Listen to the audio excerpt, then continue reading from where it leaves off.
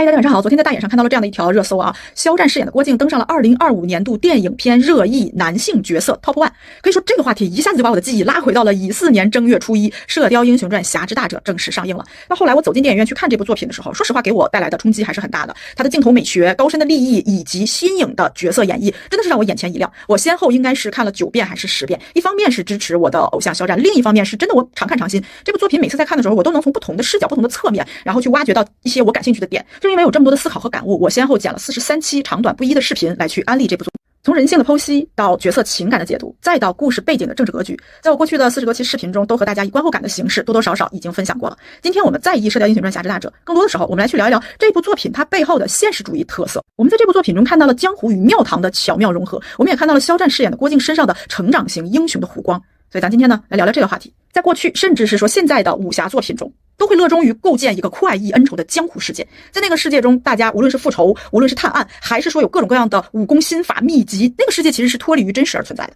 但是《射雕英雄传：侠之大者》这部作品，它不仅仅是构建了一个江湖世界，更多的时候它是承载了一个为国为民的精神内核。这部作品它没有止步于对经典桥段的复刻，而是以一种现代主义的创作的视野，对传统的武侠进行了一次深刻的解构或者说是重构。这个话题当时徐老怪在采访的时候，他自己就有说过，他再去打造一种新的武侠概念。影片其实打破了江湖与庙堂的二元对立，将虚拟和现实进行了一定的融合，将侠义精神从江湖之远的浪漫想象拉向了庙堂之高的历史现场。同时也通过对郭靖形象的重塑，摒弃了原著中愚笨的扁平化标签，赋予其复杂的成长弧光与人性深度。这种对经典的现代化的演绎，或者说是再传译，不仅让武侠故事摆脱了成人童话的悬浮感，更以人性的深度挖掘与历史的在场性，展现出了鲜明的现实主义艺术特色。影视作品中非常重要的一个关键点就是人物塑造。可以说《侠之大者》这部作品重构了英雄的定义，从憨直愚钝到大智若愚，它是一个现代性人物的塑造。在原著的《射雕英雄传》中，郭靖的形象往往是被贴上了憨直、愚笨、资质平平这样的标签。他的成长呢，很多都是依赖于奇遇或者说是名师指点，人物的内在逻辑和心理蜕变是非常容易被读者忽视的。但是在《侠之大者》这部电影中，这种现实主义的突破就体现出来。首先就体现在对郭靖这一核心人物的现代化的塑造上，影片摒弃了一种扁平化的刻板印象，让英雄回归到了人的本质。肖战的演绎呢，也正是这一现代性角色塑造很成功的一个核心的载体。他以细腻的表演，以对角色的深度的共情，精准的捕捉到了郭靖拙与智、诚与任之间的微妙的平衡，打破了观众对郭靖愚笨的固有认知。影片中的郭靖呢，他并非是真正的愚笨，而是有一种大智若愚、大巧若拙的一种质朴的智慧。肖战呢，没有将郭靖的拙演绎为木讷憨傻，而是通过了眼神、肢体与台词的一些细节，将其转化成为了一种纯粹、坚定且充满力量的生命的质感。就是我们会相信，哇塞，原来郭靖就是这样的一个人。我们会觉得他憨憨的，但是不傻。在电影中，肖战最初以清澈懵懂的眼神、平静坦荡的肢体语言，去展现少年郭靖未经世事和自在疏朗的特点。面对武学的修炼，他又以专注的眼神、执拗的坚持，呈现出了郭靖资质鲁钝却百折不挠的特质，让观众看到其拙背后的专注力和毅力。这个时候可能会有人说了，肖战这段演绎演得太降智了，太幼稚了。哎，没错，他就演出了如孩童一般倔强的那股子幼稚的可笑的韧劲儿。其实你身边有小孩，你就可以看出来，当孩子一门心思去做某件事儿的时候，他身上所爆发出的那种专注力、毅力和9头牛都拉不回来的倔劲儿，让成年人看着都有点不可置信的可笑。但是这份赤子之心的倔强，恰恰就是郭靖所拥有的别人拥有不了的那份纯真的坚持。踏入中原后，面对江湖的尔虞我诈，从郭靖与黄蓉的言谈中就能看出他坦荡的胸怀，也诠释了这个角色不懂圆滑却坚守本心的纯粹。这种拙并非智商的短板，而是人格的底色。肖战精准地把握了大智若愚这个核心，让郭靖的笨变成了一种高级的智慧表达，而非扁平化的性格标签。英雄并非天生的圣人或勇者，而是有着普通人的质朴与坚守，在时代的浪潮中凭借本心走出属于自己的道路。同时，肖战也用着层次分明的表演，完整的诠释了郭靖从草原青年到民族英雄的成长弧光。这一弧光的塑造也是非常符合我们现在人对人物心理和人性复杂诠释的一种追求。郭靖的成长，它并非是一种一帆风顺的线性的过程，而是充满了挣扎、矛盾与抉择。肖战通过细腻的情绪转换与眼神的变化来去刻画这样的一种内心冲突。在草原内部的纷争中，他从最初的懵懂旁观到逐渐意识到了责任的重量，眼神中也多了几分的坚定。在忠与孝的抉择中，面对着养育自己的蒙古草原与血脉相连的中原故土，他又以纠结的神情、沉重的台词展现出了内心的撕裂与挣扎。在情与义的纠葛中，对黄柔的温柔深情与对家国大义的执着坚守，也是有着很强烈的情感对比的，让人物的内心世界更加的丰满。最终在襄阳城坚守时，他又以坚毅的眼神、沉稳的姿态，完成了从青年到大侠的蜕变。眼神中既有对苍生的悲悯，更有对家国的担当。这种成长，它不是简单的身份转换，而是内心的觉醒与蜕变，是从独善其身到兼济天下的精神升华。肖战的表演让这一过程充满了真实的人性逻辑，让观众能够共情到角色每一次抉择与成长背后的心理状态。我们在电影中会看到郭靖这个角色，他会迷茫，会痛苦，会犹豫，会始终不曾放弃心中的正义与坚守。肖战就以这种去神性化的表演，让观众能够从郭靖的身上看到自己的影子，产生强烈的情感共鸣。正是这种极具现实特色的人物塑造，让我们整个故事变得更加的生动和立体。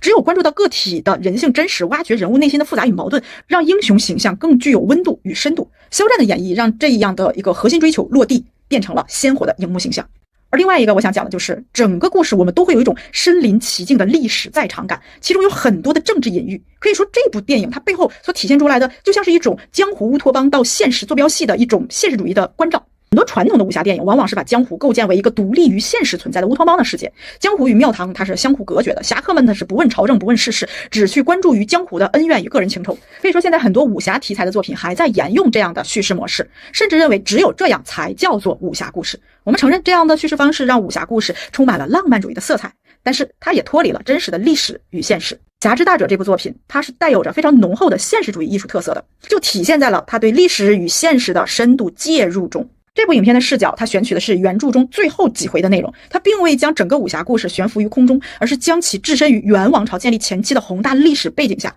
通过对草原王庭、中原江湖的政治生态的描绘，赋予了故事强烈的现实主义的色彩和历史的隐喻性，让武侠世界与真实历史、现实生活深度的缝合在了一起。影片以宋末元初的真实历史为骨架，让武侠叙事嵌入到历史进程中。宋蒙战争的残酷、蒙古帝国的扩张、中原王朝的腐朽与挣扎，并不是简单的背景板，而是推动人物行动、塑造侠义选择的核心动力。影片还通过很多隐喻以及台词细节和眼神交流来去还原了当时草原王庭内部的权力斗争。我在之前的视频中就和大家解读过，几个王子面对大汗那几分钟的演绎，就深刻的让我们感受到了王庭内部贵族之间彼此倾轧的残酷。这些细节不仅是丰富了故事层次，更展现出了封建王朝斗争的本质。同时这部影片还刻画了中原武林的众生相，有的门派坚守民族大义，抵御外敌，像是丐帮；有的侠客只顾个人恩怨，无视家国危亡，像是欧阳锋。这两者之间其实就是一组对照组啊，他们之间对照的就是恩义与私利之间的彼此的关系，同时也隐含着对照了我们当下的不同的中国人面对家国大义的选择。这种对江湖与庙堂政治生态的真实描绘，让武侠故事摆脱了架空历史的虚浮感，更带有着厚重的历史底蕴。更重要的是，影片通过对历史与政治的书写，赋予了侠义精神的现实关怀，实现了从江湖私义到家国大义的精神扩容。传统武侠中的侠义往往是局限在江湖内部的惩恶扬善、快意恩仇，更像是一种具有着私人性的道德标准的体现。而我们这部作品中的侠义，它则是与政治、家国、历史责任深度捆绑，成为了一种更具有公众性、历史性的现代正义观。郭靖的侠之大者，为国为民，不再是简单的忠君报国，而是对苍生、对民族、对历史正义的担当。而肖战的演绎没有刻意去拔高角色的神性，而是以一种接地气的表演，将这种担当转化为了普通人的责任与勇气。面对蒙古大军南下时，他放弃个人安稳，选择坚守襄阳，眼神中没有对惊天动地的豪情，只有对老百姓安危的牵挂与对家国责任的坚守。在与蒙古大汗的对峙中，他以直白却坚定的台词表达出了守护苍生的信念。当他说出自己对家的理解，当他说出大汗对保护族人的宏愿时，他用了一种极其自然的换位思考的共情的方式来去表达他自己的信念，没有华丽的辞藻，却充满了直击人心的力量，让家国大义不再是空洞的口号，而是融入到了角色骨血的精神追求，也让侠义精神从私人道德升华为更具有公共价值的现代正义观，也呼应了现代社会对责任担当、公共精神的价值追求。同时影片有另外的一个侧面，就比如说对草原王庭的政治生态的描绘，也是具有着深刻的现实隐喻的意义的。权力的诱惑、人性的贪婪、民族的冲突，这些不仅仅是宋末元初的历史写照，更是对古今中外权力与人性的深刻反思。肖战在演绎郭靖这个身处权力漩涡的状态时，精准地把握了角色的清醒与坚守。面对草原贵族的或拉拢或威逼，他始终是不为所动，用坦然的姿态坚守本心。面对民族冲突的残忍，他又以悲悯的视角看待众生，拒绝被仇恨裹挟。这种表演让角色成为了历史与现实的反思者，让观众在感受武侠魅力的同时，也能引发对现实社会人性本质的思考。这也就是这种现实主义文艺能够给我们带来的介入现实、反思现实的核心追求。武侠不再是逃避现实的精神飞地，而是成为承载历史思考、现实关怀的艺术载体。这也就是《侠之大者》这部电影对传统武侠电影的一次重要的突破，这也许就是徐老怪说的一种新武侠的重要的核心点。在过往的一些作品中或者传统的认知中，武侠是江湖，王庭正直是庙堂，他们两个人之间似乎就是风马牛不相及。江湖代表着自由、正义、浪漫，是侠客们逃避现实、追求理想的净土；庙堂代表着权力、腐败、束缚，是侠客们避之不及的场所。二者似乎相互隔绝、相互对立，好像在很长一段时间内，包括现在的一些武侠叙事还遵循着这样的逻辑。但是在这部作品中，我们看到江湖庙堂互文共生，从二元对立到深度融合，似乎给我们带来了一种全新的叙事方式的突破，让侠义精神在江湖与庙堂的交融中也实现了一种更贴合人性的升华。比如说在故事中，江湖呢不再是独立于庙堂之外的世外桃源，朝堂的腐败与危机会直接倒逼江湖侠客承担起社会责任，宋廷的腐败无能，外地的步步紧逼，让中原百姓深陷水深火热之中，江湖侠客们无法再独善其身。以郭靖为代表的侠客走出江湖，踏入庙堂，以侠义精神对抗权力的腐败，以个人力量守护家国的安宁。侠客们的行动不再局限于江湖恩怨，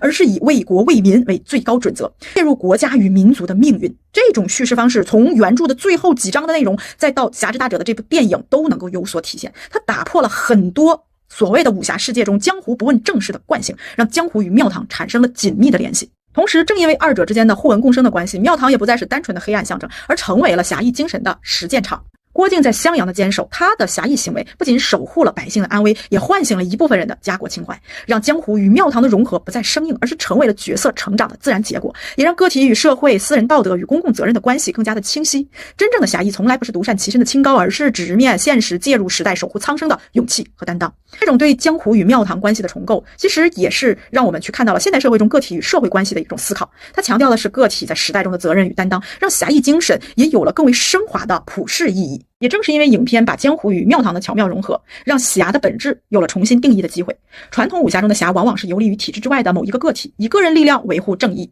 但是在本片中，侠是融入时代、融入社会的行动者，他既坚守江湖的侠义精神，又直面时代的现实困境，在个人与时代、江湖与庙堂的交融中，体现了侠之大者真正的精神追求。交战的表演呢，让这个侠有了一些现代性的定义，更加的鲜活。它既保留了江湖侠客的坦荡与纯粹，又兼具了庙堂守护者的责任与担当。那两种身份在他身上就能够巧妙的融合，并没有什么撕裂感。这种对侠的现代性的这种定义，让武侠精神不再局限于江湖，而是成为一种能够融入现实、引领价值的精神力量。我觉得这也就是这部作品在当下给我们带来的新的不一样的武侠精神的体现。最后再说一点，我每次去看这部电影的时候，都会钦佩徐老怪的美学造诣。可以说他对美的重构在这部作品中又有了新的体现。比如说在这个影像风格上，影片它营造出的是一种粗粝、苍凉、史诗感的那种视觉风格，它区别于传统武侠的唯美、精致、写意、飘逸、浪漫。影片的那种摄影，它注重的是光影的运用，通过一些冷色调的画面、苍凉的草原，或者说是破败的城池，去营造出宋末元初那种时代的氛围感，让观众能够直观地感受到历史的厚重与战争的残酷。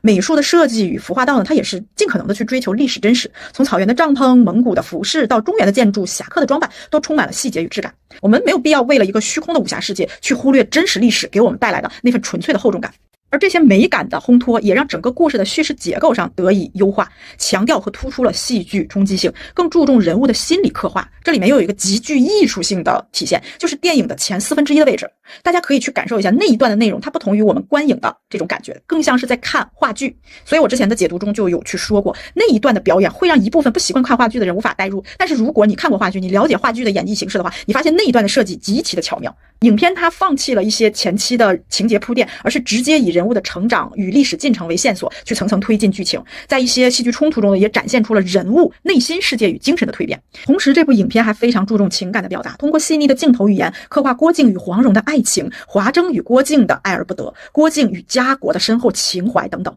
那肖战在这种情感戏的演绎上面依然是能够表达出他极强的共情的能力，比如说在母亲自尽的那一段戏，他颤抖的肩膀、泛红的眼眶，包括默默流下的眼泪和最后仰天悲嚎的这种嗓子里发出的声音，都能让角色的这种悲痛与责任感，这种撕裂的这种情感能够真实的体现出来。而与之形成对应的就是他在和黄蓉的对手戏中，又把那种温柔的眼神、细腻的互动展现出了郭靖侠骨柔情的一面，让故事既有武侠的热血，又有着情感的温度。虽然这部电影因为不可抗力的原因失去了一部分的故事情节，但是我们也有机会从不同的视角去体悟到了郭靖的精神世界，我们似乎真正的理解了他是如何从一个普通青年蜕变成一个真正的大侠的。综上所述，这部电影让我们看到了江湖与庙堂之间互文共生的一个时代故事。它让我们看到了郭靖不是愚笨，而是大智若愚。它让我们看到了成长型英雄身上的弧光。它让我们看到了一个风尘仆仆的、极具历史苍凉感的武侠世界。它让我们在这个世界中去反观现实，去反思人性。它同时也在激发着我们去探寻侠义精神在新时代的延伸、定义与普世价值。